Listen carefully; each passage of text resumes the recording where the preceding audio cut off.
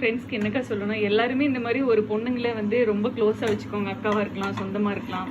ஏதாவது ஒரு கஷ்டம்னா அவங்க கிட்ட ஷேர் பண்ணிக்கலாம். அதாவது நம்ம எப்பவுமே வந்து எல்லாருக்கிட்டையும் நம்மளோட காரியங்களை வெளியில சொல்லக்கூடாது. நம்ம நேர்ல கேட்டுருவாங்க, பின்னாடி அவ இப்படி சொன்னா அப்படி சொன்னா அப்படின்னு சொல்லிடுவாங்க.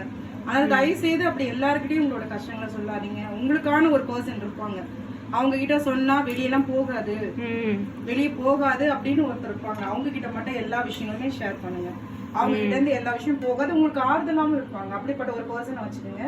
வாணிக்கு அப்படிப்பட்ட பர்சன் தான். எனக்கும் வாணி தான் ஏஞ்சல் சிஸ்டர்ஸ்னாவே ஒரு தனி ஸ்பெஷல் தெரியுமா. எனக்கு கூட பிறந்தவங்க கிடையாது. நான் ஒரே ஒரு பொண்ணு தான் வீட்டுல. எனக்கு 2 தம்பிங்க தான் இருக்காங்க.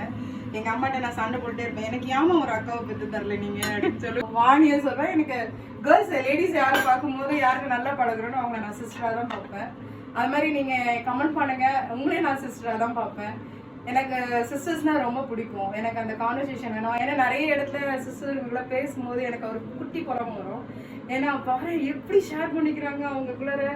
அக்கானா தங்கச்சி விட்டு கொடுக்குறாங்க, தங்கச்சினா அக்கா விட்டு கொடுக்குறாங்க. நமக்கு அப்படி விட்டு கொடுக்கறதுக்கு யாருமே இல்லையா. ஏன்னா சரௌண்டிங் இருக்கிறவங்க எல்லாருமே வந்து நான் சிஸ்டர்ஸா நான் பார்ப்பேன். எனக்கு ரொம்ப பிடிக்கும். ஆமா, ஃபேமிலியில எல்லாருமே இந்த மாதிரி ஒரு பொண்ணுங்க அக்கா மாதிரி வச்சுட்டு அவங்க கிட்டே ஷேர் பண்ணுங்க. வேற ஏதாவது சிக்கல்கள்ல மாட்டிக்காதீங்க.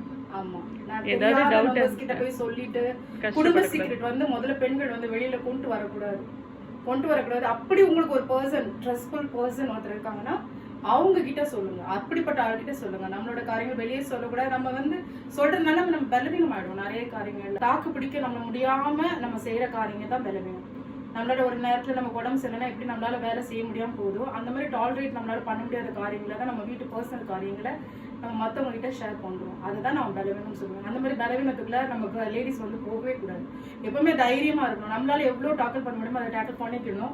அப்போ அதுக்கான ஒரு பர்சன் மட்டும் நீங்க சூஸ் பண்ணணும். இவங்க தான் நமக்கு பெஸ்ட், இவங்க கிட்ட போச்சுன்னா அந்த காரியம் வெளியில போகாது, அவங்களுக்கு ஆறுதல் சொல்லுவாங்க, ஏன்னா அவங்கள மாதிரியே என்ன நினைப்பாங்க அவங்க அப்படின்னு இருக்கிறவங்க கிட்ட மட்டும் நீங்க ஷேர் பண்ணுவோம். பெண்கள் எப்பவுமே நிறைய காரியங்களை ஜாக்கிரதையா இருக்கணும். நம்ம மத்தவங்க முன்னாடி எப்பவுமே ஸ்மைல் பண்ணிட்டே தான் இருக்கணும். 1000 வருஷம் நம்ம வீட்டுல இருக்கலாம், வெளியில ஆனா அதை காமிக்கவே கூடாது. சிரிச்சுட்டே இருங்க. எப்பவுமே எல்லாருக்கும் நல்லதே நடக்கும். இனிய தமிழ் புத்தாண்டு நல்வாழ்த்துக்கள்.